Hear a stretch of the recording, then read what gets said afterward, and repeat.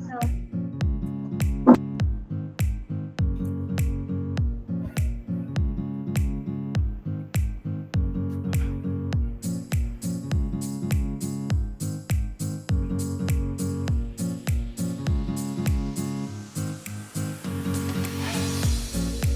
Okay.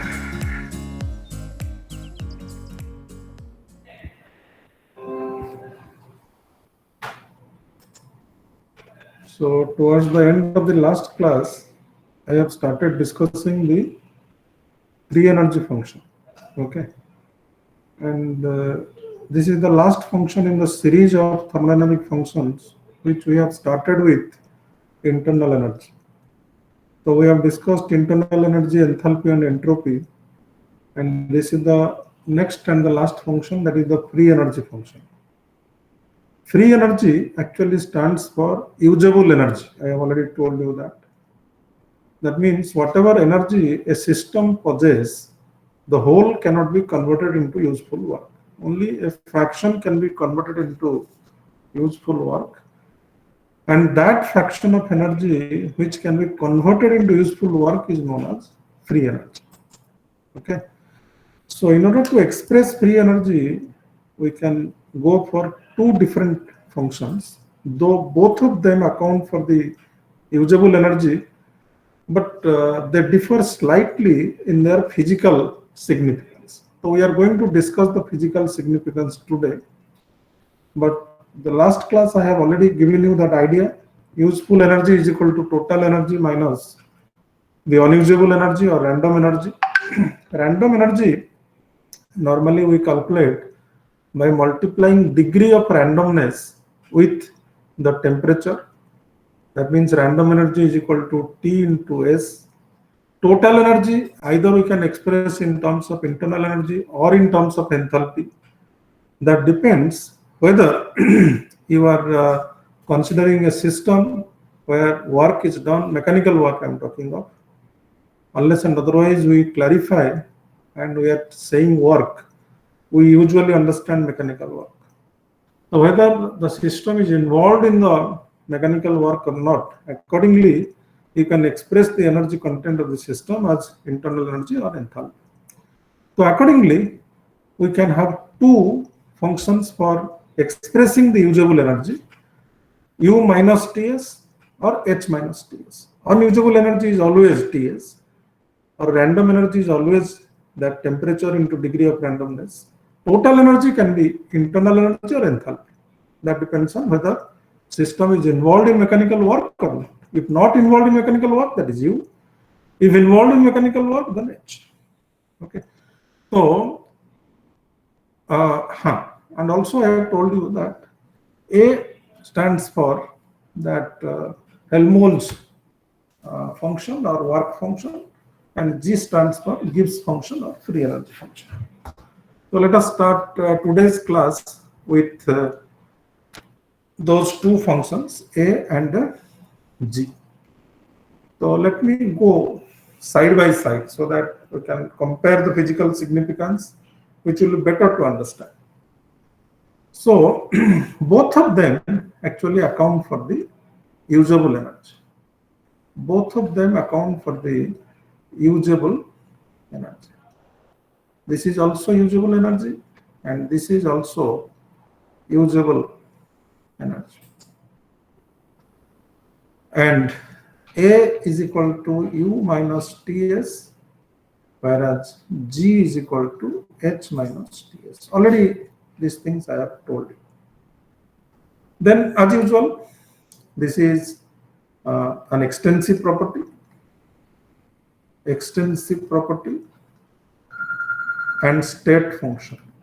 Sorry, extensive property and state function. All of you understand this one. I think there should not be any doubt in the mind. Extensive property and state function. Okay, next. So, any state function, we are interested in that delta A, change in that parameter or change in that function instead of absolute value of A associated with a system under a given set of conditions. So what is delta A? You can write that delta A is equal to that is A work function in the final state minus in the initial state. आप 1 2 करके भी लिख सकते हो, final initial लिख सकते हो, आपके ऊपर डिपेंड करता है, कोई प्रॉब्लम नहीं. So what is A? That is UF minus T into SF minus UI minus T into SI. I have not remembered actually initially what I was using, whether 1 2 or F and I, that depends on you. Okay, 1 2 also you can use initial state and final state. So UF minus UI you can write. This is one part minus T into, I can write SF minus SI. That is equal to delta U minus T delta S. This is a very, very famous equation.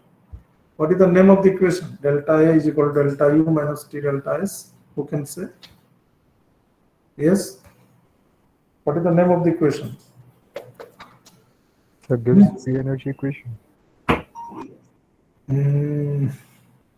Somehow it's okay, but this is a very famous equation known as Gibbs-Helmholtz.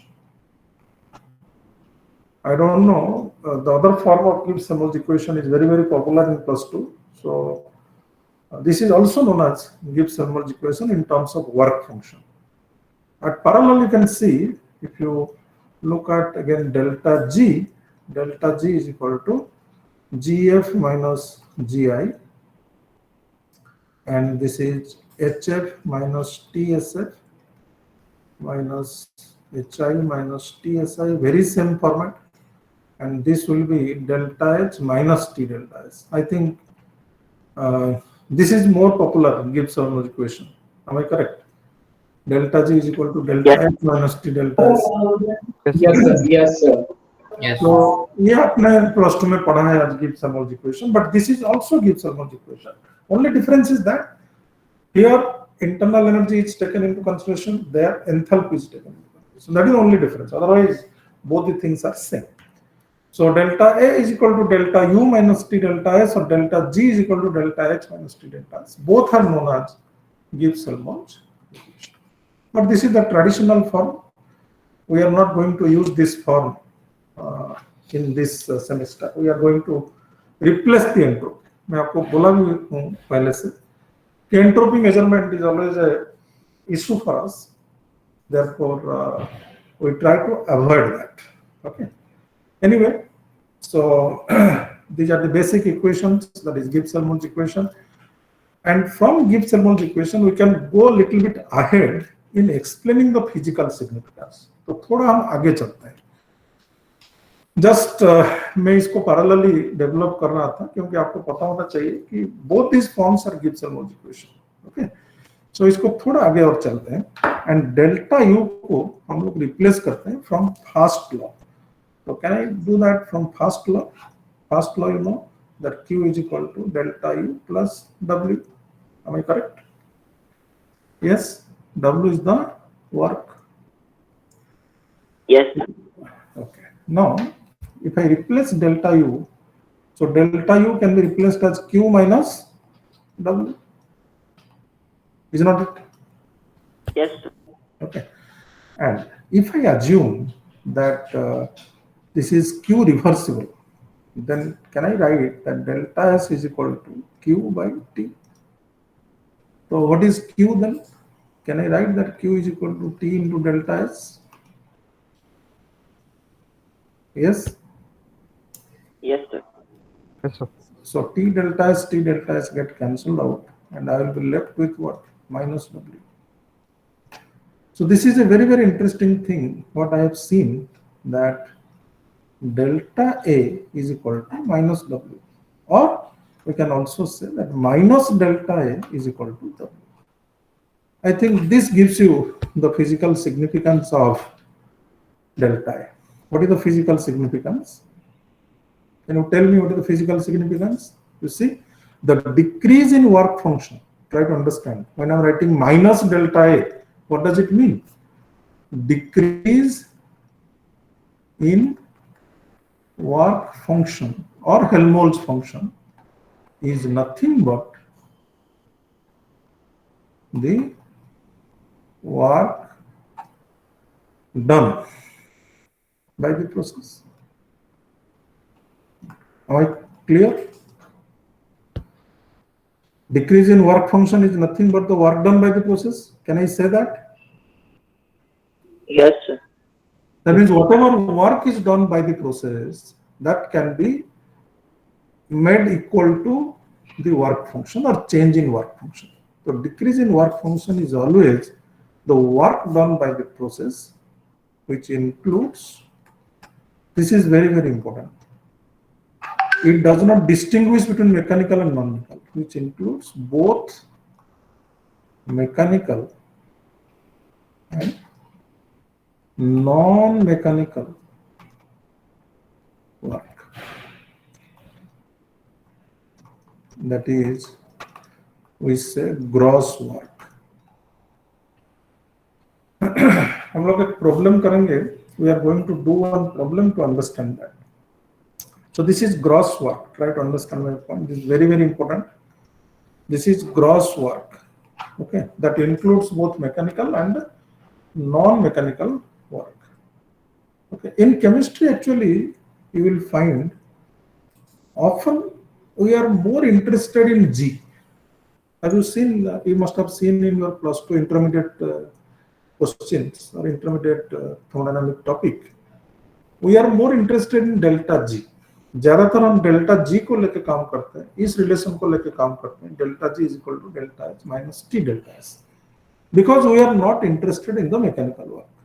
Physics पे बहुत ज्यादा mechanical work में interest रखते हैं, but chemical in chemistry we are least interested in mechanical work. Therefore we mostly work with this delta G. Means हम लोग ज्यादातर electrical energy, chemical energy, ये सब का बात करते हैं, जो कि non mechanical form of energy है. तो हम लोग ज्यादातर नॉन मैकेनिकल वर्क में इंटरेस्टेड है. That is why we are much more interested in delta G instead of delta A. So looking into the physical significance, again हम थोड़ा आगे चलते हैं एंड डेल्टा एच को लेट अस रिप्लेस. ये delta H को हम लोग रिप्लेस करते हैं. Can I replace that delta H is equal to delta U plus, what is delta H? U plus P delta V. Am I correct? Can I replace delta U plus P delta V? Yes? Yes. Yes, Yes, sir. You see, delta U minus T delta S. Delta U minus T delta S. If I take these two terms together, what is delta U minus T delta S? Delta A. delta A. Delta A plus T delta. That is equal to, again, already I have found out that delta A is equal to minus W. Is it okay? Yes, sir. Yes, Now, I can write that minus delta G is equal to W minus P delta V. I have multiplied minus on both sides. Can I do that? yes, sir. So you see, this relation gives you the physical significance of delta G. Then what is delta G? You see, delta G is also the work, but this work is actually gross work. And this work is what? Mechanical work. Am I correct? Yes? Yes, sir. So decrease in free energy is nothing but the gross work से mechanical चला गया, तो बचा क्या? Whatever is left out is non-mechanical work. Is not it? Yes, sir. Yes, sir. Non-mechanical work or the work done other than mechanical work. You can also write it in that way. Somebody has raised hand. You can ask. Yes? Somebody has raised hand. I cannot So see. by No. Okay. So decrease in free energy is nothing but the non-mechanical work done or work done other than mechanical work, you can say. So often we say this one as net work. Net work. So that is your gross work that includes both mechanical and non-mechanical, and this one is the net work. So that is the difference. You can see both of them are corresponding to the work done or useful energy, but one is accounting for both the work, mechanical and non-mechanical, and delta G accounts for only non-mechanical work.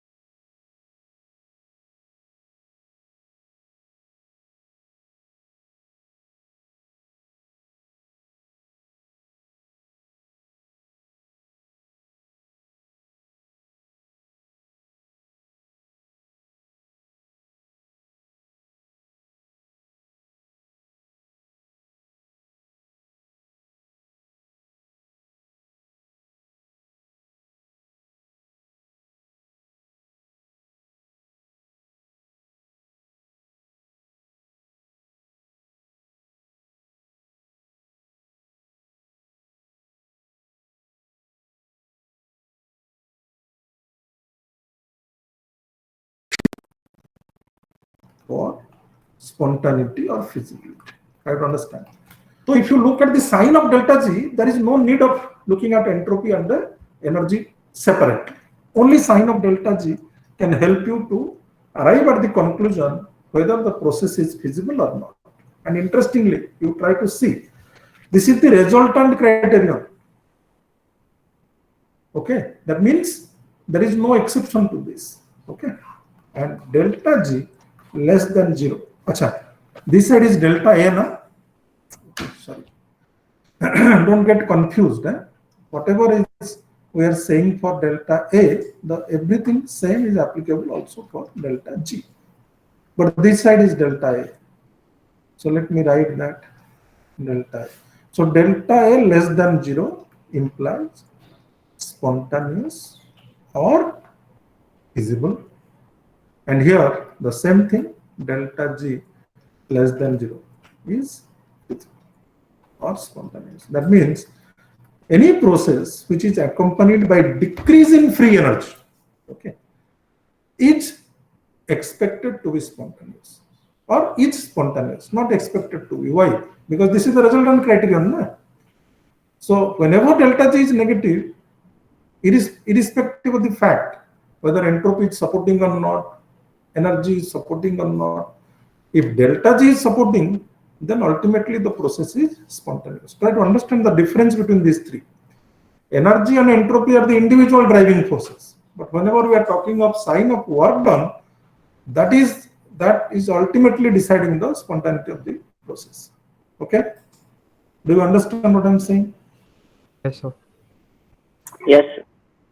So let us move into and try to have a very interesting question. One problem let's do where we'll try to calculate both delta A and delta G. Okay, find or calculate delta A and delta G accompanying the evaporation of C6H6 benzene liquid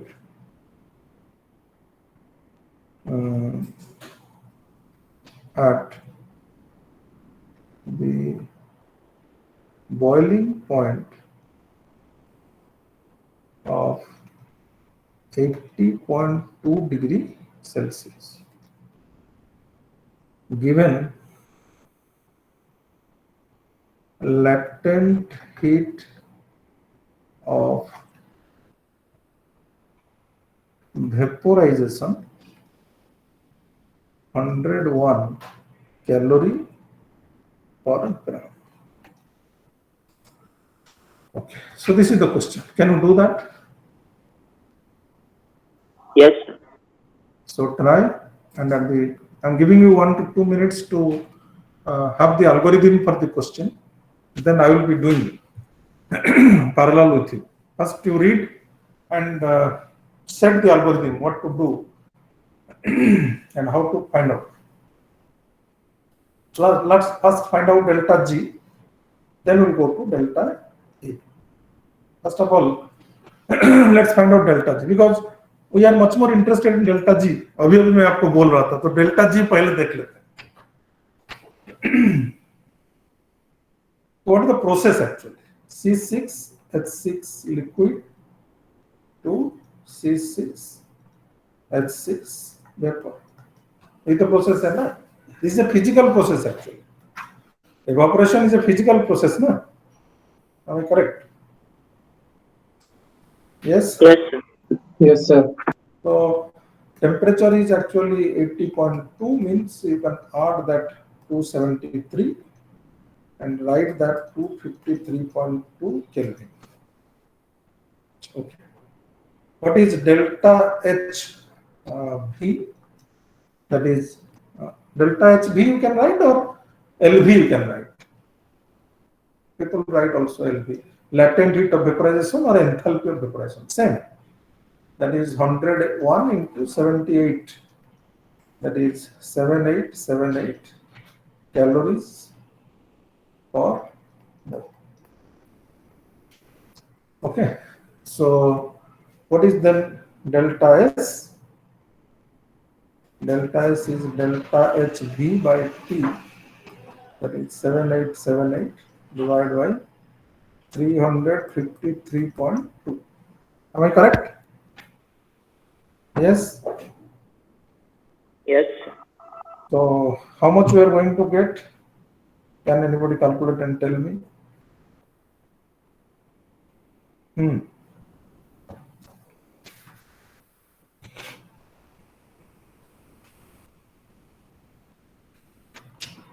Yes. 7878 divided by 353.2. Are you calculating or I will calculate? So 22.3. Very good. 22. Yes. 3. This is in terms of calorie per Kelvin per mole. So this is your delta S. Now, what is delta G then? Delta G is delta H minus T delta S. So delta H is 7878 minus temperature is 353.2 into 22.3. So this value will be again 7878. Am I correct? Yes, sir. Yes, sir. That means delta G is equal to 0. So what conclusion we should draw? That means delta G is not the driving force now. If delta G is 0, the process appears to be in equilibrium, and my point is that it is not at all moving. Means आपका process spontaneous होने के लिए delta G क्या होना चाहिए? Negative होना चाहिए. Yes, sir. Yes, sir. So we are observing that delta G is equal to 0.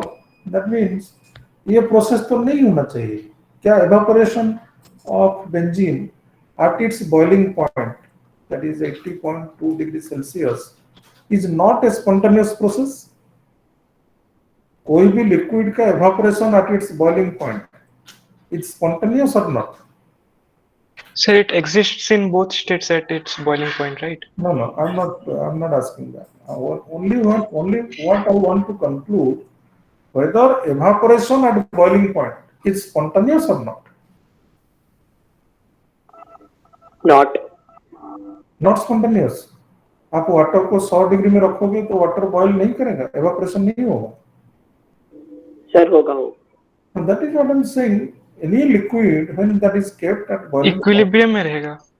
equilibrium तो दूसरा बात है. It will go to equilibrium if at all we are carrying out the process in a closed container or closed system. वो अलग बात है. मैं only बोल रहा हूं कि प्रोसेस स्पॉन्टेनियस होना चाहिए कि नहीं चाहिए सर. चाहिए. होना चाहिए सर. Hence, मैं यहाँ पे क्या देख रहा हूँ, डेल्टा जी 0 हो रहा है. What does it mean? Delta G 0 का मतलब क्या है? Non mechanical work. Do you understand? अरे यहाँ पे नॉन मैकेनिकल काम कुछ नहीं हो रहा है. Am I correct? Yes sir. अच्छा, let's look at delta A. आपको समझ में आएगा. डेल्टा ए निकालते हैं. What is delta A? Delta U minus T delta S. तो इसमें क्या है? टी डेल्टा एस तो ठीक है, हमको पता है. डेल्टा यू को निकालना पड़ेगा.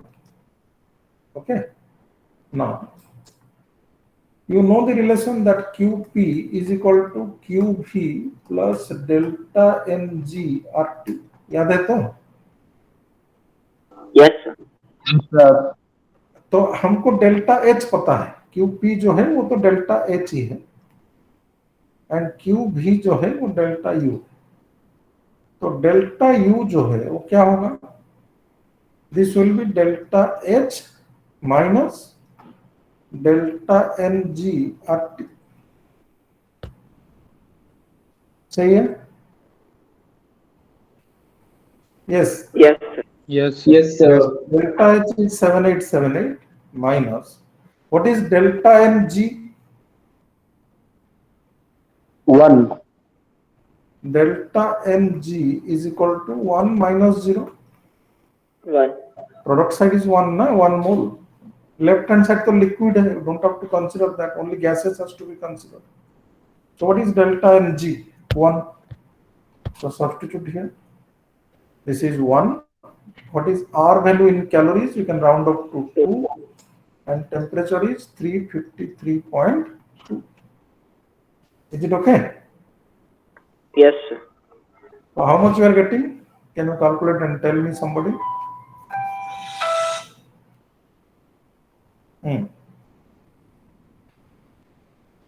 7171.6.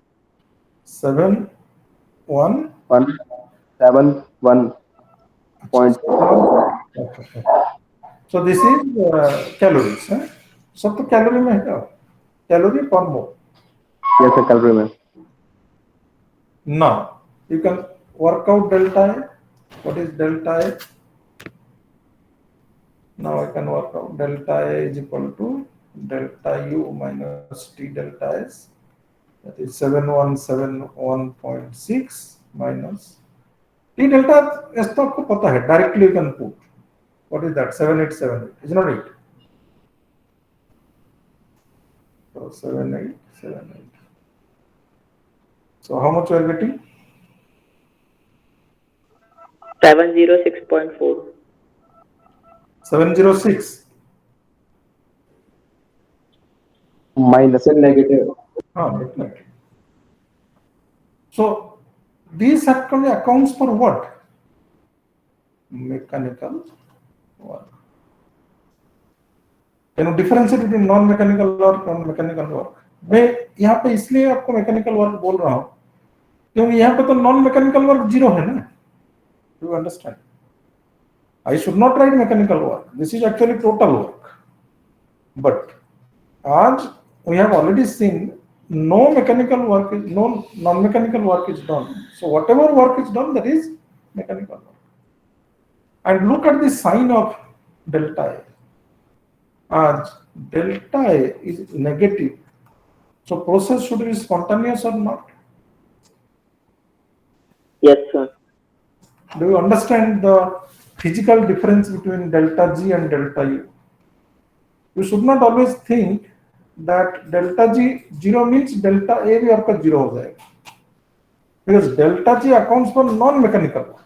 So in spite of the fact that delta G is 0, still the process is spontaneous because of this mechanical work. Do you understand? Yes. Yes. Yes, sir. Very interesting. Yes, sir. And these type of questions can also be asked in the examination. I am trying to give an exposure to the possibility of getting a question in the examination. तो आपको कोई भी question आए, you can calculate both delta A and delta G and differentiate. So there are processes where delta A is 0. There are processes where delta G is 0. And delta A अगर 0 हो जाता है, तो you can understand that is a rare possibility. Delta A 0 means no mechanical work, no non-mechanical work. So ये तो नहीं हो सकता, आपका delta G 0 हो सकता है, but when delta G will be 0, then you can understand only mechanical work is done. There is no non-mechanical work. Okay. और भी आगे चलते हैं, कितना टाइम है? Lot of time is there, I think. Around 20 minutes. Okay. So let us. Sir मेरा doubt है, हाँ बोलो. सर अगर इरिवर्सिबल प्रोसेस आ जाए तो फिर फॉर्मूला दूसरा लगाना पड़ेगा? Can you repeat that? अगर सर अगर इरिवर्सिबल प्रोसेस आ गया क्वेश्चन में, तो सर फिर फॉर्मूला तो दूसरा लगाना पड़ेगा, क्योंकि अपन ने ये रिवर्सिबल के लिए निकाला है, डेल्टा जी. देखो, when you are calculating work done, process reversible हो या इरिवर्सिबल हो, आपका प्रॉब्लम क्या है? क्योंकि आप तो वर्क सिस्टम कितना काम कर रहा है आप कैलकुलेट कर रहे हो ना, तो यहाँ पे रिवर्सिबल इरिवर्सिबल का कोई प्रॉब्लम तो आपके पास नहीं आएगा, because work done is a माने parameter which can be measured in reversible process as well as in irreversible process. हम लोग तो वर्क डन कैलकुलेशन कर रहे हैं, तो वर्क डन कैलकुलेशन करने के लिए आपका कोई प्रॉब्लम नहीं है. Whenever we are calculating work done, we are not calculating work done from entropy and that enthalpy or internal energy. ये सब मुझे नहीं चाहिए, मैं तो काम देख रहा हूँ. Are you getting my point? जब हम लोग एनर्जी का बात कर रहे थे, हम क्या energy associated with system calculate कर रहे हैं? हम तो सिस्टम जब एक जगह से दूसरी जगह में जाता है, एक फेज में से दूसरा फेज में, या एक स्टेट से दूसरा स्टेट में जाता है, हम देखते हैं कितना हीट बाहर जा रहा है, कितना हीट अंदर आ रहा है. That is what we are measuring. So any thermodynamic parameter जब आप मेजर करते हो, तो उसमें आपका कोई इंटरेस्ट नहीं होना चाहिए कि वो रिवर्सिबल है या इरिवर्सिबल है. आपका तो कितना हीट बाहर जा रहा है मैं मेजर कर रहा हूँ, हीट लॉस मैं देख रहा हूँ, या heat gain by the system में देख रहा हूँ. Are you getting my point? मैं कभी एब्सोल्यूट वैल्यू तो मेजर करता नहीं ना. Are you getting my point? Sir ऊपर अपन ने डेल्टा एस को लिखा था, वो क्या बोलते हैं, पॉजिटिव क्यू बाई टी, तो वो मैं उसको यूज करके I am arriving at a conclusion, and once I am getting a conclusion, I am not interested in whether the process is reversible or irreversible. I have to only calculate the work. ठीक है, मुझे काम calculate करना है. Are you getting my point? So depending on the efficiency of the process, depending on the reversibility of the process, definitely we are going to get efficiency. I am not saying that whether the process is reversible or irreversible, that is not going to impact the work done. मैं ये नहीं बोल रहा. But what is my problem in estimating the work? That we have to look into. मुझे physically काम को major करने के लिए कोई प्रॉब्लम है क्या? Yes.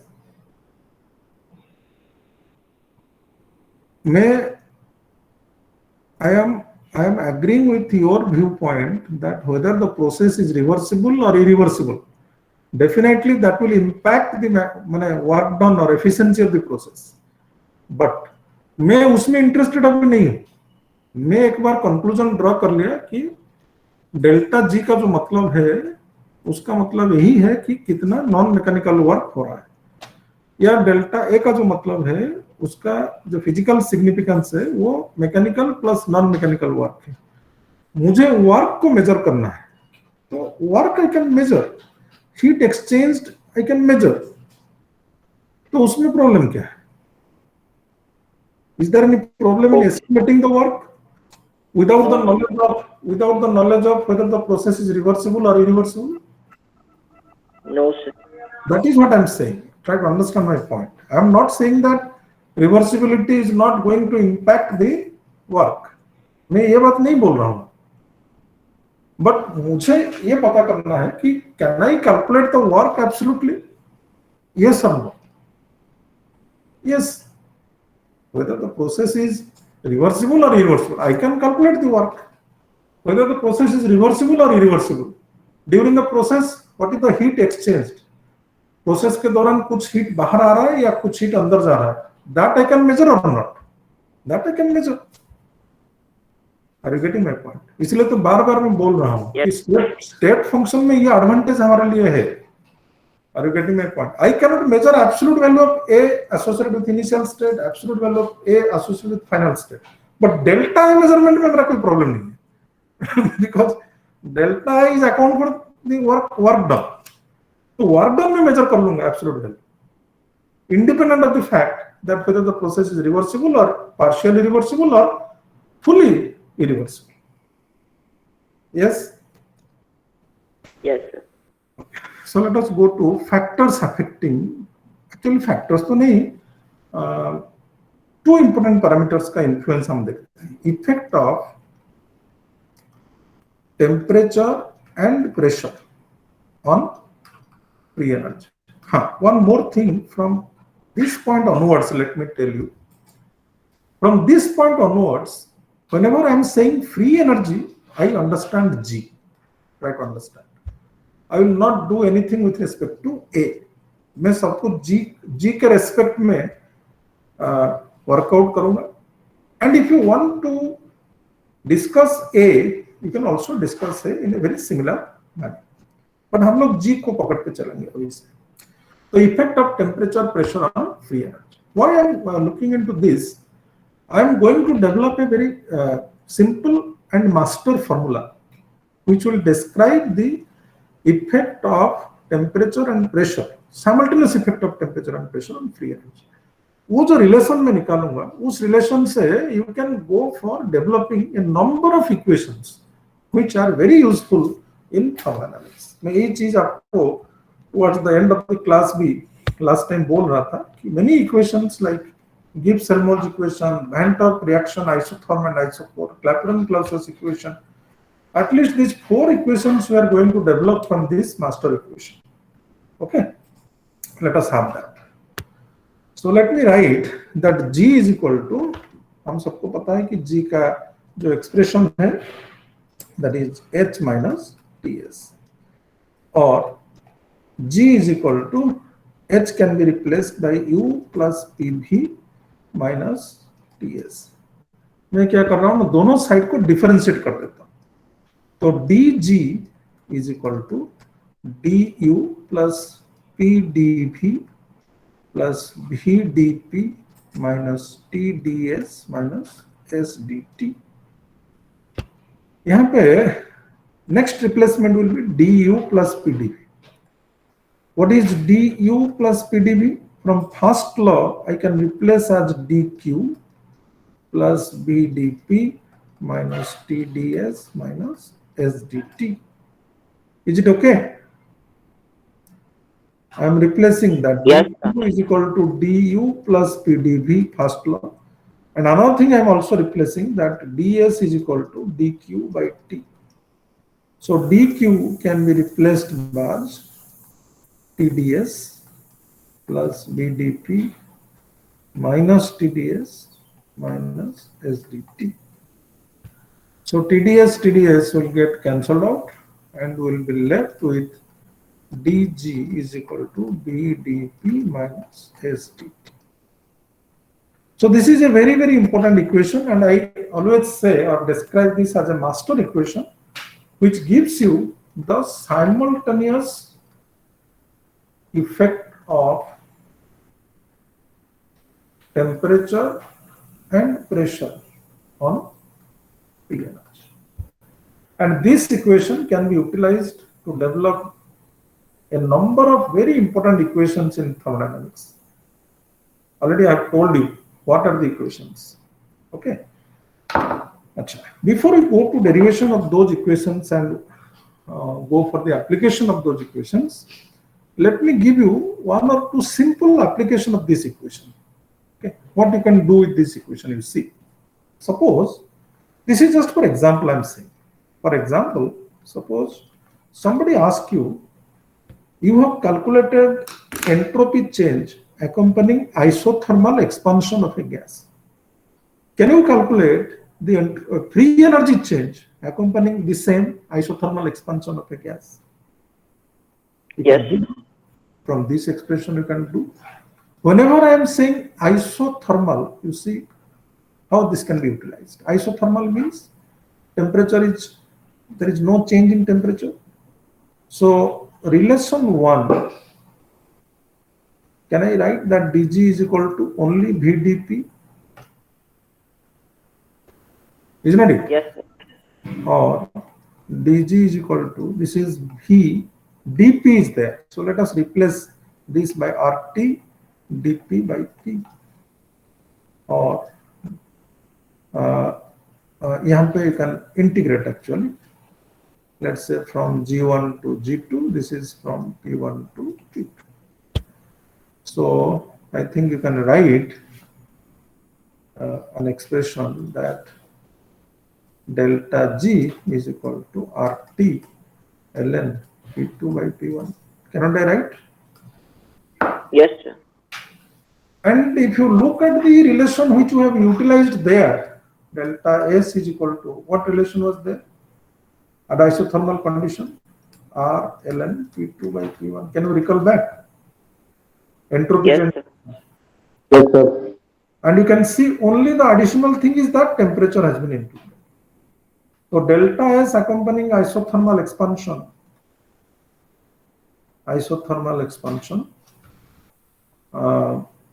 Delta S was R ln P2 by P1. Definitely N will be there. N factor will be there because both entropy change and free energy change are extensive property. So number of moles के ऊपर तो definitely depend करेगा. तो अगर number of moles N होगा तो nRT ln P2 by P1 होगा.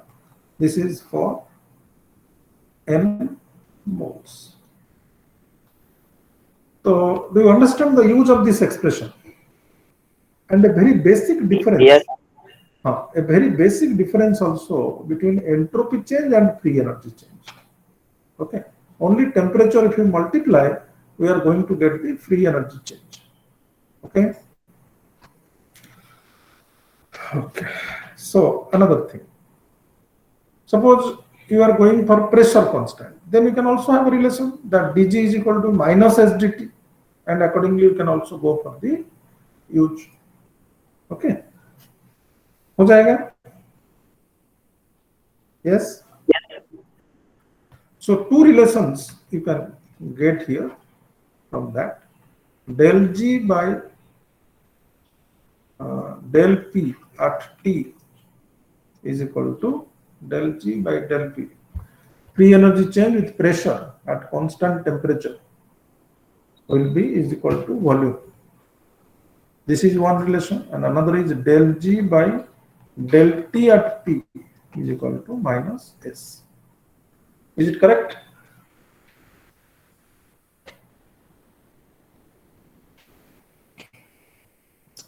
Yes. Sir, can you move the Yes, page down yes. a little bit? I want to see something.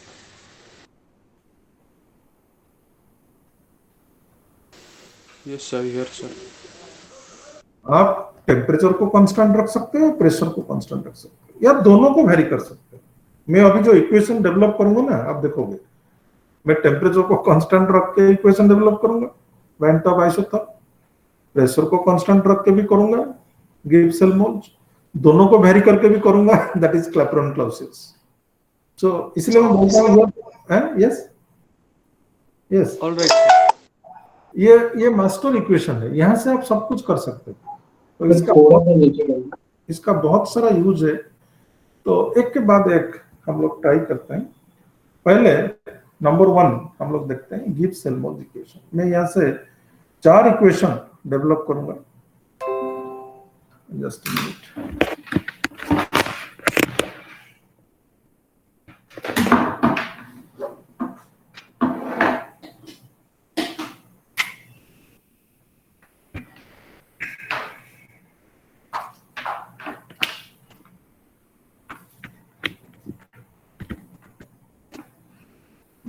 Okay, तो यहाँ से 4 इक्वेशन हम लोग डेवलप करेंगे. मैं पहले बोल देता हूँ कौन सा इक्वेशन है, और एक बार आपको थोड़ा माइंड में रहना चाहिए क्या काम करेंगे. एक तो हम गिब्स-हेल्महोल्ट्ज करेंगे. आप सोच सकते होंगे कि what is Gibbs-Helmholtz, already you know it, but this is a modified Gibbs-Helmholtz where I will try to replace N2. And second thing, we are going to develop this Van 't Hoff equations.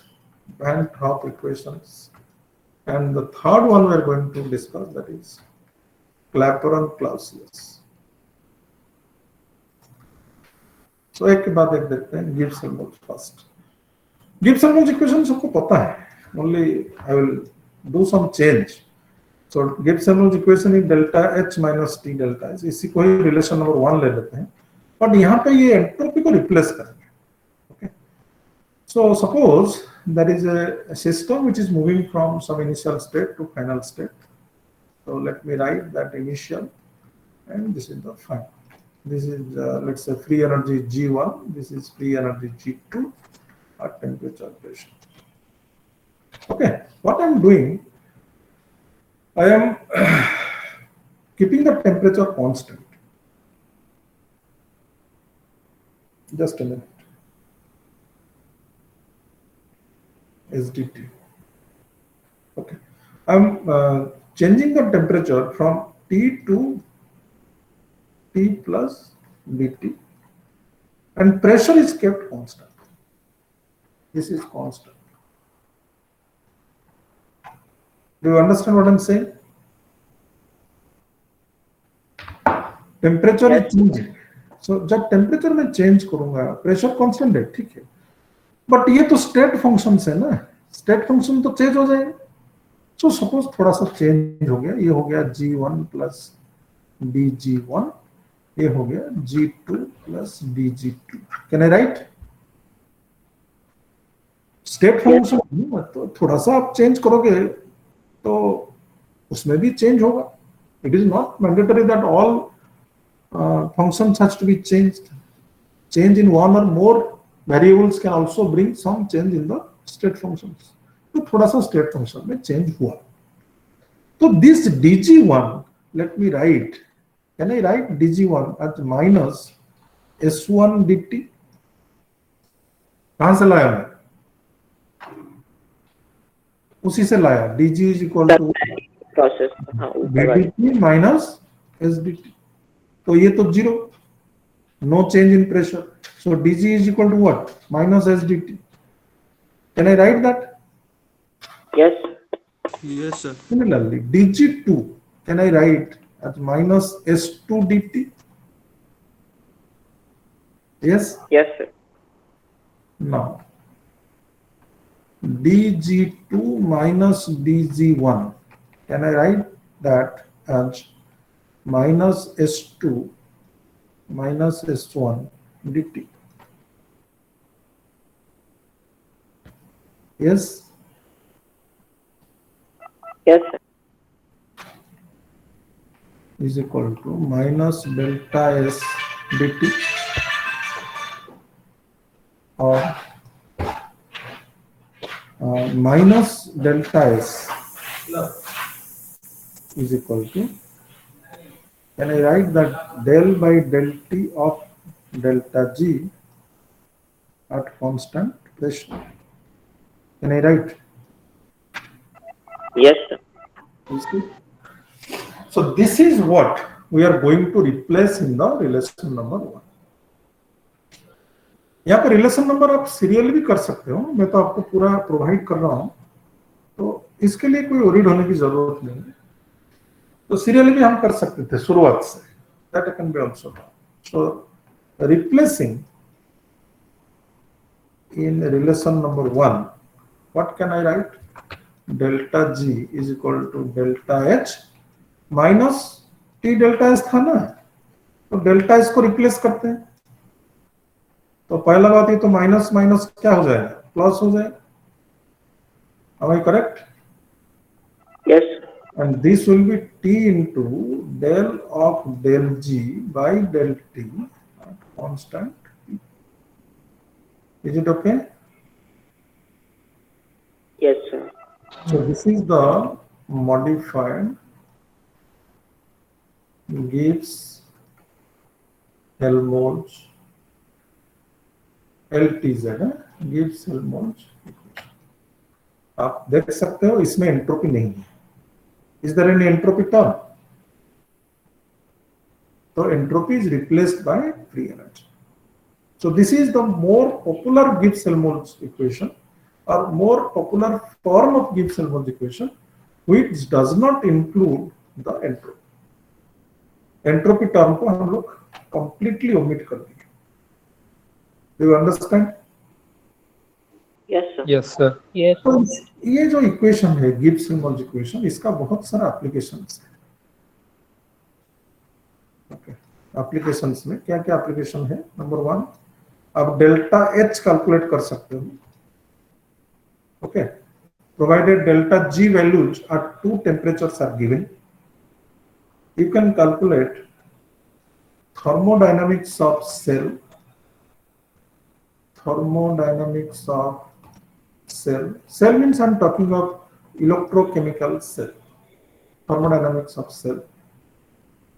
And you can also calculate the temperature effect on feasibility or spontaneity. These are some of the major applications. Delta H provided delta G values at 2 different temperatures are given. अगर आपका delta G value दिया होगा different temperatures में, तो you can calculate delta H. Thermodynamics of cell you can calculate. Thermodynamics of cell means I understand that thermodynamic parameters accompanying a cell operation. कोई भी एक cell जब ऑपरेट करता है, उसके ऑपरेशन के दौरान you can calculate the thermodynamic parameters. And whenever you say thermodynamic parameters, that is delta H, delta S, and delta G. Energy change, entropy change, and free energy. So ये 3 parameter हम लोग निकालेंगे for any cell operation, and also temperature effect on feasibility हम लोग। So next class में इसको हम solve करेंगे। एप्लीकेशन जो है आज तो टाइम नहीं है, 1-1.5 मिनट है, so you can not go for the applications. So what I have discussed, try to go through, and in the next class we will be going to the Gibbs-Helmholtz equation applications, and definitely we'll try to finish also Bantorf equations. Okay, so that will take 1 class, and Clapeyron-Clausius equation another class. So 2 classes, and chemical potential 1 more class. So I hope 3 classes will be further required to complete the chapter. So मैं जो जैसे पढ़ा रहा हूँ आप उसको follow कीजिए, and जितना भी पढ़ा रहा हूँ उसको ट्राई कीजिए खत्म करने के लिए on the same day. Thank you sir sir Thank you. Thank you, sir. Thank you, sir. सुन रहा हूँ। Thank you, sir. सर आप थोड़ा सा नेक्स्ट क्लास में ना, मैं कुछ पार्ट थोड़ा सा रिकॉर्ड कर सकता हूँ ऐसे 10 मिनट 5 मिनट, क्योंकि कुछ पार्ट ना बाद में सुनने से ना रिवाइज करने टाइम अच्छा होता है। मतलब आपका डाउट क्लियर के लिए क्लास चाहिए। हाँ सर, थोड़ा सा। ठीक है, we will provide a doubt. ठीक है सर। और अगर आपसे कुछ डाउट क्लास करवाना है तो किसको बोलना होता है? डाउट क्लास नहीं करूंगा किसको? मतलब आपको ही बोलूंगा ना बाद में। हाँ देखो, ठीक है sir. If possible, can you also record and post in our Google Classroom? Record the classes. Classroom recording. Yes, sir, the class recording. You post the PPT. If you will post the recording of the class, then it will be beneficial for us to I'm understand. not at all doing the class recording। Class recording मैं नहीं कर रहा हूँ। And अगर आपका कोई problem है तो you can ask me during the class also, you can ask me after the class also, you can ask me. You are also getting 3 hours lab class on one day of the week. There also you can ask. You keep your doubts ready. Spend time with family and cousins. Great, great. So you all are fresh now? Yes, ma'am. You will get Yes, one more ma'am. holidays, I believe, on 19th Friday it is.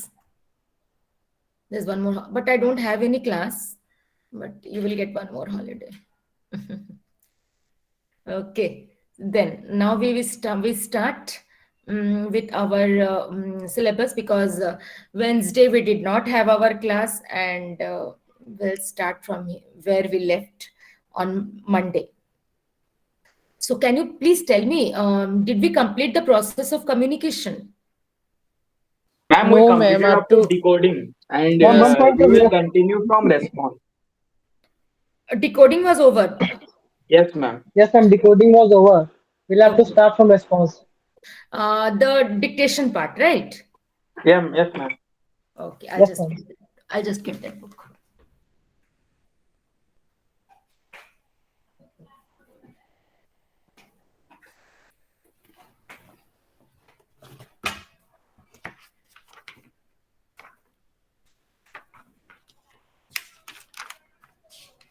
Okay. So you can take out your copy or book wherever you are writing. So should I start? I think you all are ready. Yes, ma'am. Good morning, Chaitanya. Yes, Okay. ma'am. Okay, then we will start. Write down. Response is the last stage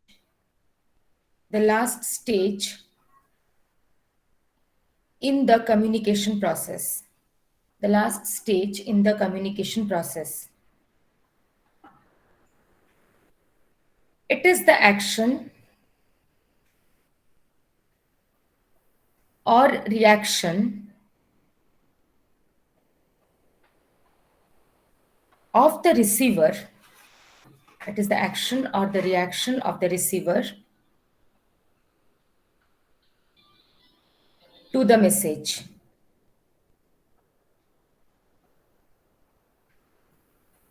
Full stop. It helps the sender. It helps the sender know that the message was received and understood. The message was received and understood.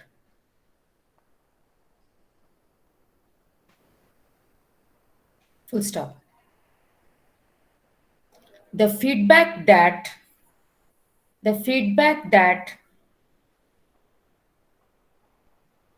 goes to the sender,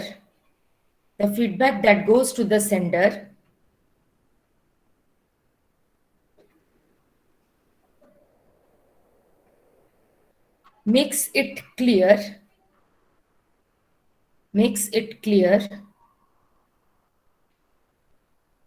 whether the receiver has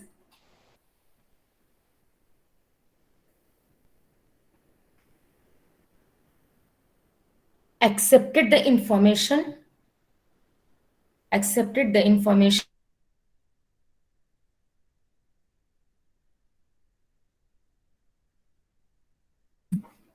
filed it in the memory,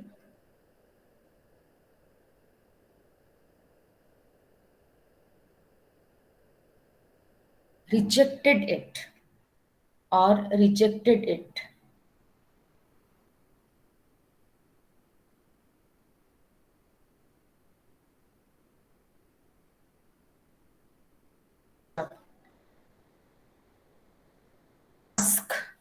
The receiver may ask for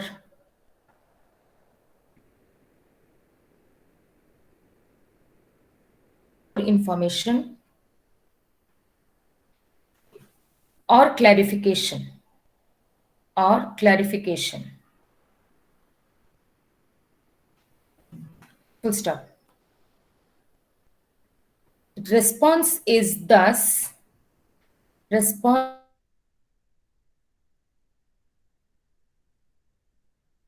the key to communication. The key to communication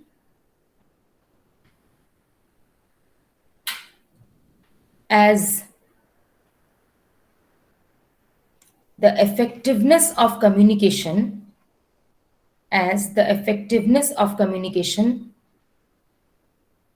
depends on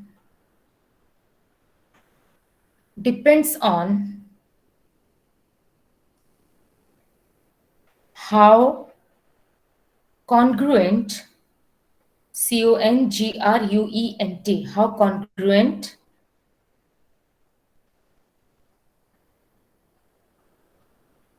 a receiver's response is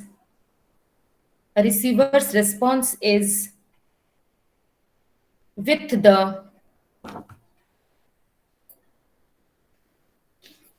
meaning intended by the sender. Is with the meaning intended by the sender. I'll again go to the slide. I'll just show you the diagrammatic representation of the process.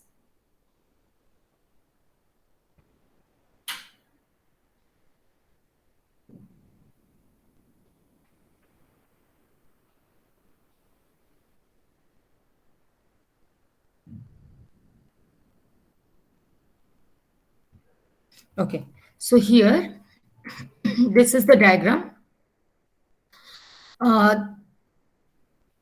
In stepwise manner, sender has an idea. Sender, then the next step is, this is ideation. Sender converts the idea into words or gestures. Then the next one is message travels over the channel.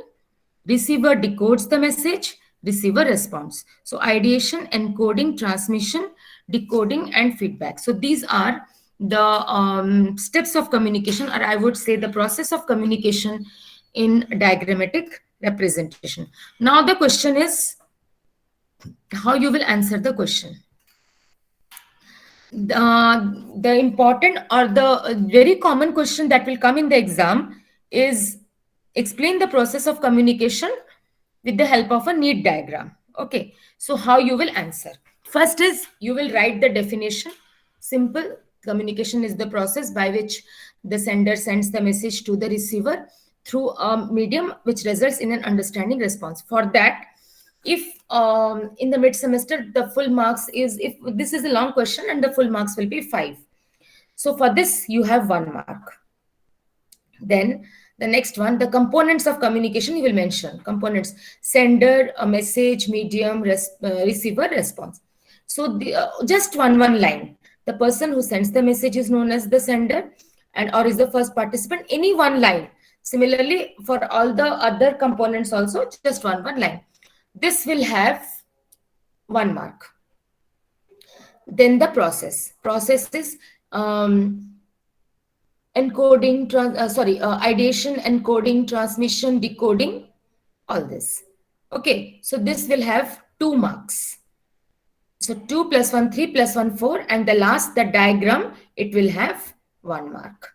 Okay, so this is how the marking pattern will be for your exam. Everything will have marks, but it will be stepwise, systematic. I hope I'm clear, or anyone having any doubt? Sambudha. Ma'am, can you explain the marking schema again? Definition 1 mark, just one liner definition, 1 sentence definition. Then components 1 mark, and then the process 2 marks, and the last one, that diagram, that is 1 mark. Okay. On the diagram you have shown now that diagram is going to be dropped. This diagram is there in your book. I will mark it once we complete our assignment. Once we complete this unit, or once we complete this communication module, I will tell you the page number, and you can study from there. And if anyone has not got your books, so what I can do is I can share the e-copy, e-book of this syllabus book. Okay. Ma'am, the process is 2 marks. Process is 2 marks. Okay, ma'am. Okay. Ma'am, in process we have to write how much line for points, ideation, encoding, and all that? Just 3 to 4 sentences would be enough. You don't have to write the entire thing. The summary of whatever has been dictated to you. Okay. Okay. Now I will just. This is a verbal. I just wanted to know whether you have understood or not. I will discuss 10 points. You have to answer me whether it is true or whether it is false. If it is false, why it is false? Okay, we will discuss that. Are you all ready? Yes, ma'am. Yes, ma'am. Great. Just listen. If you are not able to understand, or if you have missed any word or something, you can ask me to repeat. I'll do that. The process of communication begins when the sender converts the idea into words or gestures. Ma'am, false. False. Why it is false? Ma'am, because first the sender has to think about the idea. Very good. Because that you have told is encoding. That it is you have to encode. ideation. This is encoding. Yes, very correct. Yes. Okay. The next one is ideation is shaped by assumptions based on sender's experiences.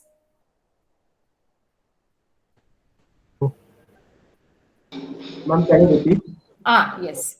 Ideation is shaped by assumptions based on sender's experiences.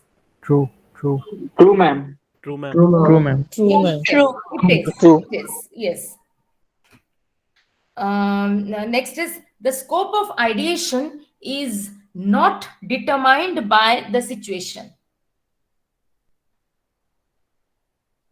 False, ma'am. False. False, man. False. Why it is false? Because the process of ideation depends upon what the sender is thinking at the particular moment, and it is affected by what's going on. Yes, very correct. Transmission confirms the medium selected during the process of encoding. Yes. True, ma'am. True. Yes. Confirms the medium. Yes. Noise is anything that interrupts the transmission of message. Noise is True, ma'am. anything that True. Yes. Decoding relates to the sender of the message. False, ma'am. No, ma'am. Yes. Why it is false? False, ma'am. It's It for is for the receiver. It is. Then the sender is the person initiating the communication. Yes, ma'am. True, ma'am. True. Ma'am. Yes, very correct. True, ma'am. Sender expects a response from the receiver. Yes, ma'am. True. Yes. True, ma'am. True. Yes. The responses of the receiver create feedback. True, ma'am. True. Yes. Okay, now the last one. It is the duty of the receiver to keep the communication channel free from interference. No, false, ma'am. It is the duty. Yes. Why it is false? Because it's the responsibility of both sender and receiver. Yes, both sender and the receiver. Yes, correct. Very good. Okay, so this is all about your. Varun घर में बहुत guest आए हैं क्या? Yes, ma'am. Sorry, ma'am. I will turn off the mic. It's okay, it's okay. Acha, chalo. Now we'll discuss the next thing, the aspects of communication.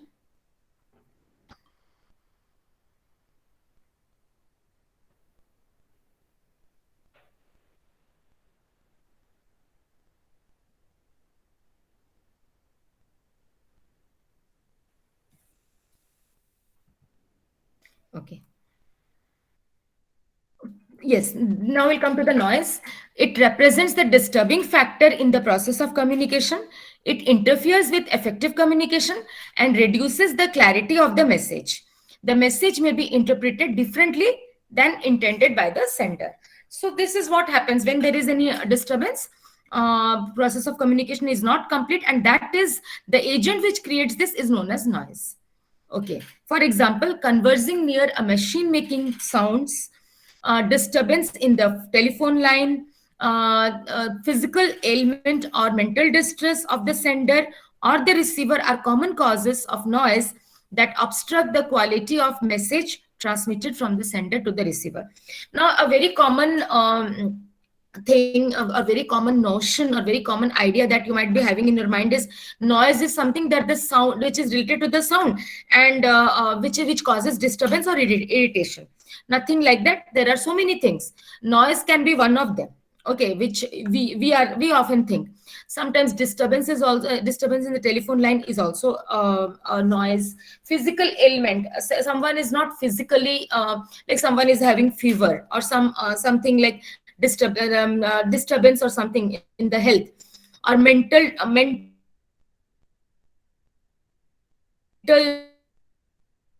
psychological tension.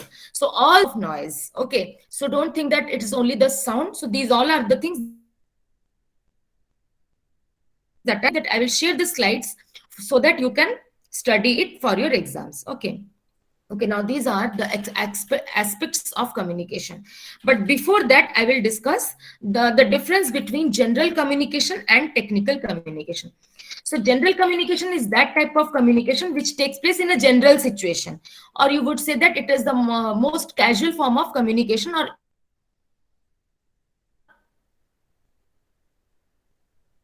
in communication which takes place in a professional situation or a very formal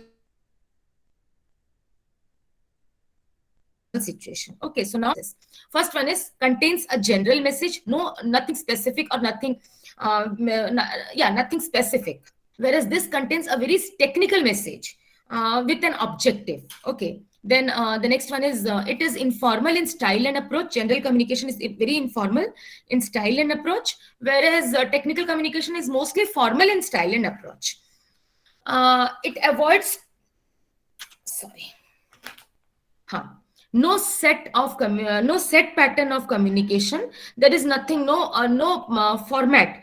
There is no format in general communication, whereas this has got it follows a set pattern. For example, when you're writing a business letter, you have to write a salutation, you have to write so many there are so many components of a business letter. But where if you're writing a personal letter to your friend, you don't have to follow any set pattern. Then it is mostly oral in nature, in spoken form.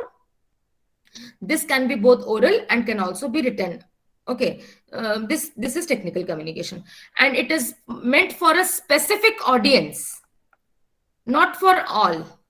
Sorry. Technical communication is meant for a specific audience, whereas this is not for a specific audience. You can talk casually with anyone you would want to. Okay, then it does not involve the use of technical vocabulary, graphics, etc.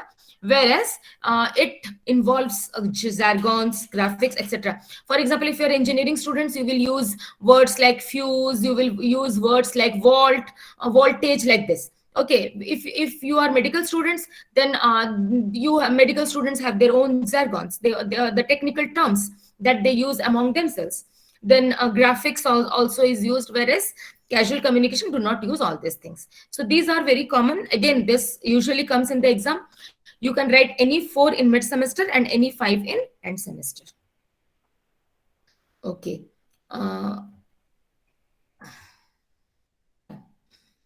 Again, now I will come to that portion at the end, so that the dictation part is there. So I want that after completing the communication part 1, that is the process of communication, I will come to that last part, that is the aspect, because that has got dictations.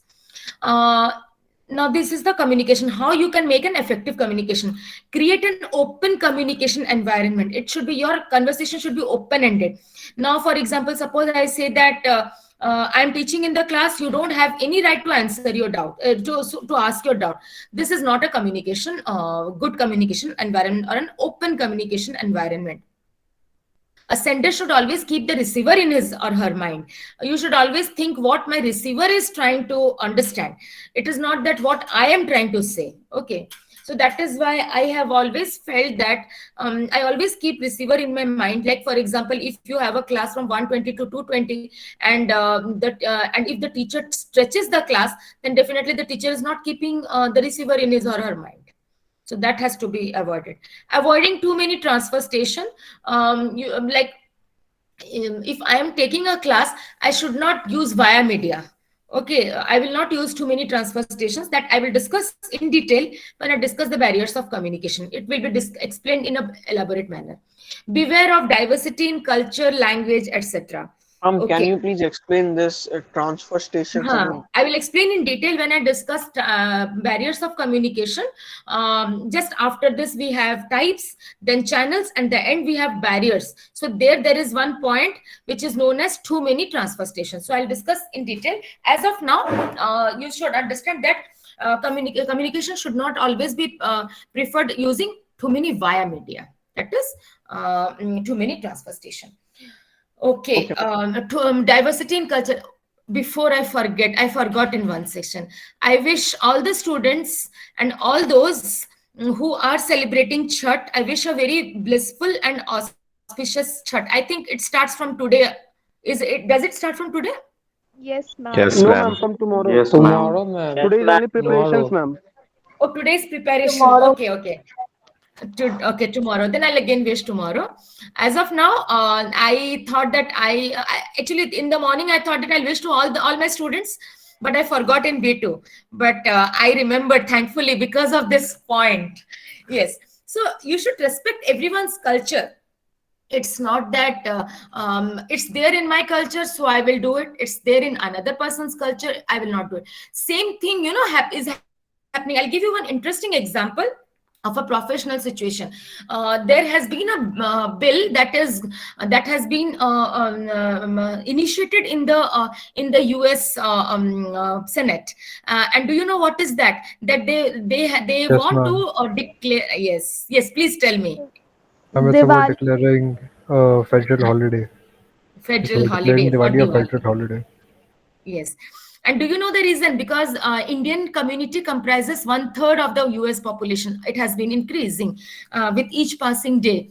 And to respect that, they are doing this. And this is a perfect professional communication, which could be a best example of this. And I know it will, what should I say? You will not feel very good to listen to this. You will feel very sad rather, because hopefully when you come next year, you will see that Chhath is celebrated in such a beautiful way in KIIT. Okay, KIIT campus, it is celebrated very beautifully. Okay, so this is what culture is all about, and it is very, very important aspect of professional communication. I'll again give you an example. On the day of Diwali, one of my friend, she is from Australia and New Zealand. She looks into the Springer publication, Australia and New Zealand. She had wished me on Diwali. Okay, and so this is, do you know why? Because just to increase the interpersonal skill, and culture is one of the most important thing which is binding. And same is with language also. Language is also a very important part of professional communication. It may be personal, but it is also professional. Then use of appropriate non-verbal cues. Non-verbal cues is the gestures. Okay, without वो बोलते हैं ना कि बिना कुछ कहे बहुत कुछ कहे जाते हैं, and it is only through gestures. That again we will discuss in detail when I discuss non-verbal communication. Select the most suitable medium. Now, the most suitable medium here in online is using PowerPoint, or I will make sure that my voice is audible to all. So these are the suitable medium. Analyze the feedback. I always motivate all the students to give your feedback to me. Okay, so that I will have scope of improvisation. So that is very, very important. And just giving feedback is not important. Analyzing feedback is also important. Do not communicate when you are emotionally disturbed. Yes, this is very important. But then, like for example, I am disturbed in some case and I have a class. It does not mean that I will not communicate. Fine, I will communicate, but I should be very, very professional. Okay, so these are some of the ways to communicate in a very effective manner. Okay, so now I'll come to this part. So these are the aspects of communication. These are the 3 points. I'll discuss this in detail and then we will. Before again, I'll forget. As far as like your attendance, I have already got it in the SAP portal, and I have given attendance. Your classes started from 7th October. And if you see, I have given attendance to all the students. But from today onwards, we will have, I'll give attendance to only those students who are present and not to those who are not present. Okay. I'll share the screen with you while taking attendance and you can see whether it is marked present or not. Okay, fine. Communication is a two-way process. Communication is a two-way process because when the sender sends the message and the receiver does not respond, there is no communication, or the communication cannot be effective. Okay, so it has to be both way. The sender has to communicate and the receiver has to respond. That is why it is a two-way process. Now, communication is a cyclic process. Why communication is a cyclic process? Because when the sender sends the message to the receiver, there is role reversal. And the receiver responds. When the receiver responds, the receiver becomes the sender and the sender becomes the receiver. And it takes place in the cyclic manner. That is why communication is a cyclic process. Now, I'm taking a class on communication. I'm the sender, you are the receivers.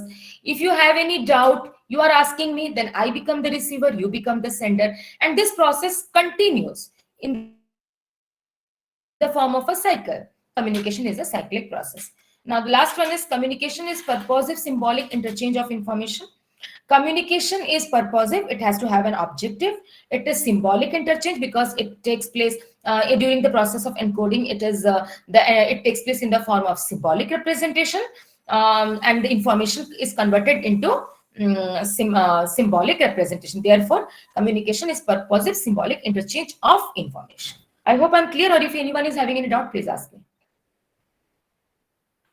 And if you don't have any doubt, then we can start writing. I'll just dictate this one because this is only not there in your exam and in your notes. Otherwise, rest all are there.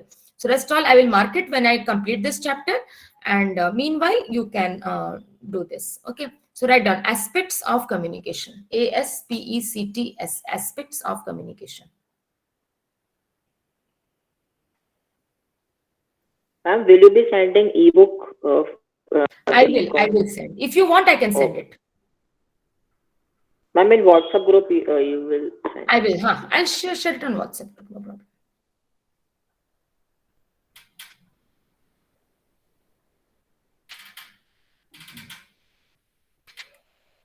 Start. Communication is a two-way process because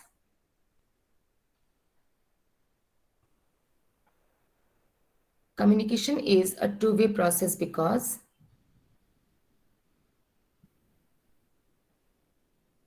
when the sender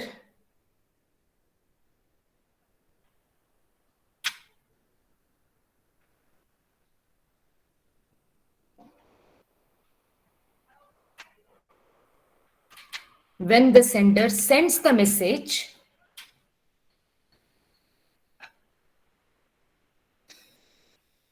comma, it is the duty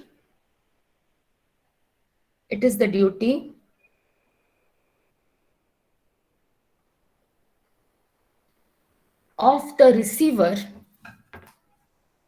it is the duty of the receiver to give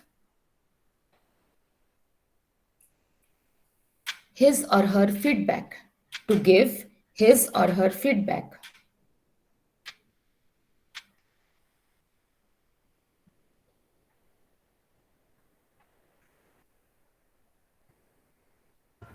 Can you repeat once?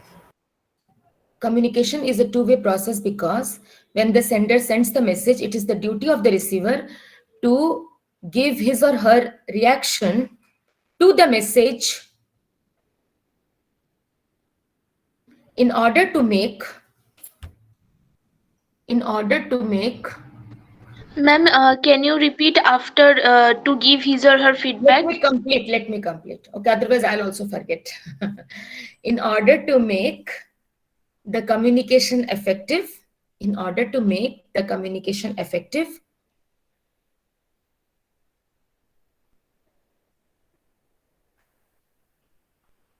and the process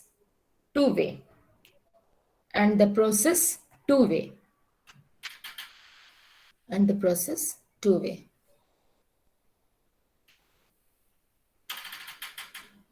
Communication is a two-way process because when the sender sends the message, it is the duty of the receiver to give his or her reaction in order to make the communication effective and a two-way.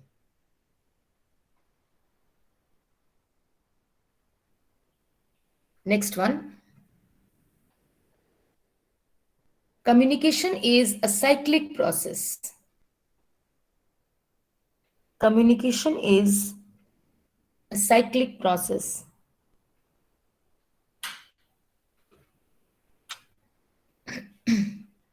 Communication is a cyclic process because when the sender sends the message,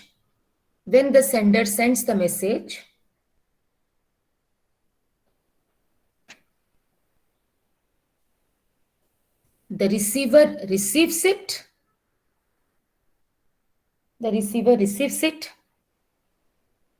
and while giving the reaction,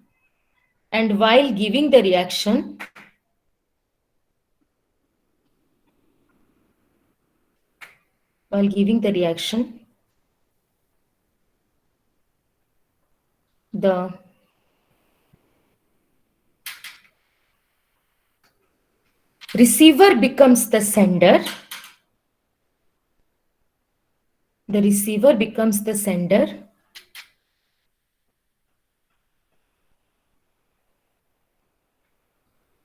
And vice versa.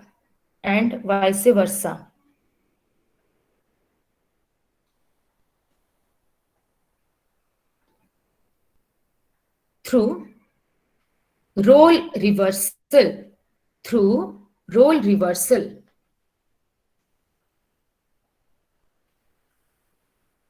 I'm true.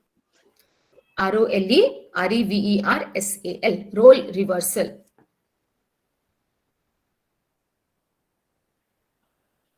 Thus making it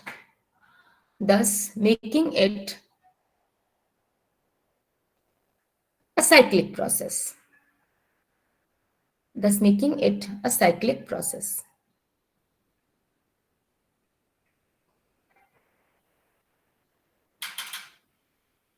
Full stop.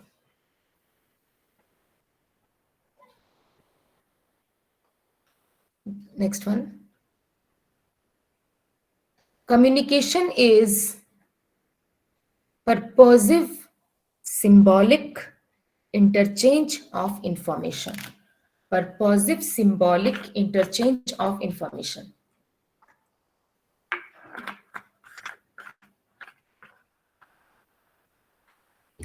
Full stop. Write down. Communication is purposive because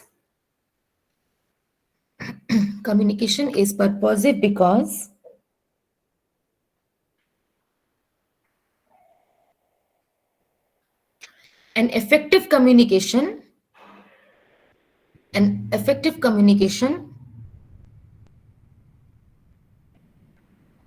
should have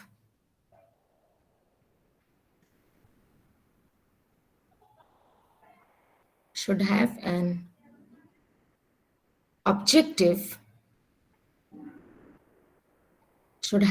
objective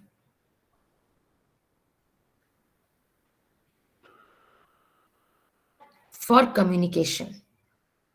Objective for communication.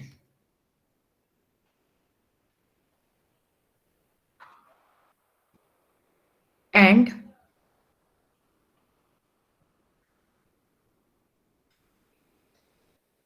it takes place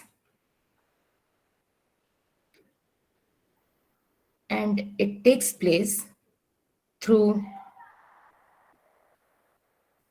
symbolic interchange, and it takes place through symbolic representation,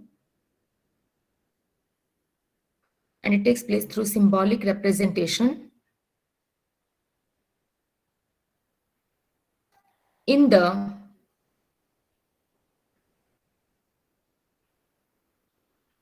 process of encoding.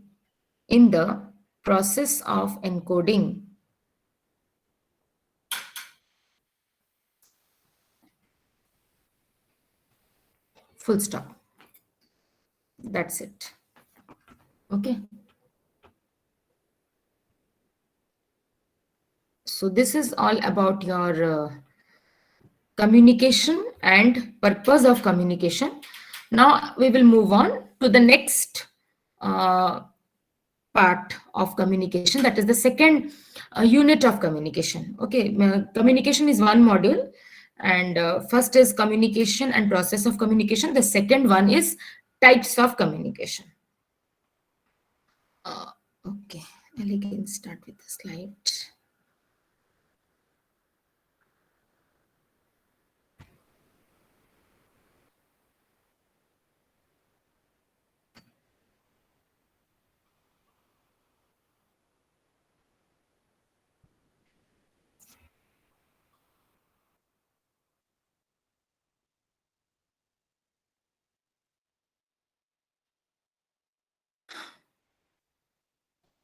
So there are basically two types of communication. One is verbal communication and the other one is non-verbal communication. Okay, so verbal communication is that type of communication which takes place through either spoken form of words or written form of words, WORDs. Okay, whereas non-verbal communication is that type of communication which takes place without using words. Okay. And it can be verbal communication can be either oral communication or written communication. Similarly, non-verbal communication could be again of three types. One is visual, the second one is auditory, and the third one is body language. Okay, so we will start from here. Verbal communication. First, we will discuss what is written, what is verbal communication and the types of verbal communication. So verbal communication is that type of communication which takes place through written form of words. Okay, or words in written form. It takes place in the form of classroom notes, or this one, business letters, reports, PhD thesis, etc. So, and they are usually formal in nature. However, sometimes it can also take place through informal way, like for example when you are texting your friends, okay, on WhatsApp or maybe or any other social networking sites, Messenger or Snapchat, I think. So these are so in this chattings you usually become very casual. Okay, so so these are some of the exceptions, but most of the time it is professional in nature, or you can say formal in nature. Okay, so I will dictate this after completing all this, but I'll tell you what type of question will come. The very common question which usually comes is what do you mean by written communication? And in that case, you have to write the definition and advantages and disadvantages. Long question. Otherwise, it will come, if it is a short question, and it will come, what are the advantages of written communication, or what are the disadvantages of written communication? What are the advantages of oral communication? What are the disadvantages of oral communication? In this way, it will come. Okay, so now we will discuss the advantages of oral communication. So what are the advantages? The first basic advantage is written communication is a permanent record which can be stored STORD for future reference. Okay, now for example, there is a meeting. Okay, you are in charge of organizing the meeting. You are also in charge of maintaining whatever has happened in the meeting. So what you do is you write the proceedings, and you keep it, you maintain a file, and it will be benefited for those people who were not present and they want to see what has been discussed in the meeting. So it is a permanent record which can be stored for future reference. Anyone who would want to see what has happened on that particular day, the person can see it. So, or refer to it. Secrecy is maintained in case of in case of written communication. Secrecy is maintained in the sense, I'll give you an example. If you are now that your classes has already completed 1 month, and I don't know whether it has happened with you or not, but it usually happens. The deans or the directors, they visit your class and they ask how are the faculty teaching. So what you do is sometimes you don't feel very comfortable to speak it out in a common platform, but after your mid semester, you will get a form. Okay, you have to write, you have to mark your faculty out of the scale of 5. That is the feedback, that 5 or 10, I don't remember, I think 5. You have to you are giving it in the written form, and at that time you feel very comfortable, and you also mention the problem if you are facing. Okay, so this is how secrecy is maintained. Then there is scope of revision and rectification of errors. So what happens is, when you are writing, when you are writing in an exam, you keep, suppose the duration of the class is, so the duration of the exam is 2 hours. You keep 5 minutes or 10 minutes for revision. So what you do is you again reread it, you revise it, and if there is any mistake, if you think that if there is any mistake, you can rectify your errors. So this is very, very this happens in case of written communication. Assignation of responsibilities becomes easier. Now, for example, work can be done in a very systematic manner in case of written communication. There is an event, upcoming event, which is going to take place in your school, and the coordinator comes, and the coordinator allots responsibilities to to you all. Okay, one person is in charge of receiving the guest, another person is in charge of hospitality, another person is in charge of stage management, another person is in charge of maintaining the records. In this way, so these are the responsibilities that have been given. So after the meeting is over, the coordinator goes and writes a mail to all of you, that mentioning the name, phone number, everything is given. Okay, so this this is what happens, and then you know that your you are in the, you know that this is your responsibility, and you try to get it done. Okay, and then you go to the place, go to the event, and then you perform your work that has been assigned to you in a very systematic manner. And then, yes, and of course the coordinator has also taken down the signatures. So this is what happens in case of assignation of responsibilities. Then the next one is elaborative and explanatory. In case of written communication, it is more elaborative. You don't have any time limit. Now, for example, I have a class of 1 hour. I will give you, I will teach you or I will discuss, say for example, 6 advantages. But in case when I'm writing notes, preparing the notes, or I'm writing the notes for the students, I can give you 10 advantages. Okay, so and I'll make it more explanatory by giving examples. If I have given 1 example in my notes, I'll give you 5 examples. So this is how it becomes explanatory and elaborative. Legal validating. Written communication is validated or authenticated in the court of law. For example, you are A has grabbed a piece of land from B, and A is refusing to give it. Okay, but B has got the legal documents which claims that the land actually belongs to B and not to A. So he can move to the court and he can win the case. He can win the legal battle. Okay, so this is, and the court also authorizes the written form of communication. Okay, so these are the basic advantages. If you want, you can share some advantages which has not been discussed, if anyone wants.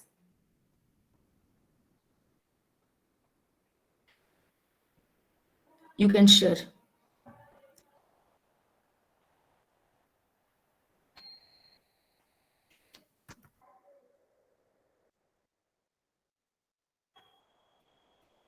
Okay, in that case, so let us complete with this. Let us stop here, and I'll take the attendance, and after that we wind up and we'll continue in the next class. Okay, so I'm again sharing the screen, and you can see your attendance. You see your names, and please, let me know if you are absent, but please pay attention. Okay, just see if it is there or not. Okay, 1 minute.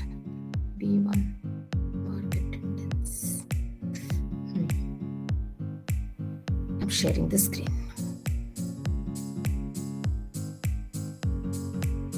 Do you have any class after this or no? No, ma'am. No, ma'am. This is the last. This is the last class. Okay, great.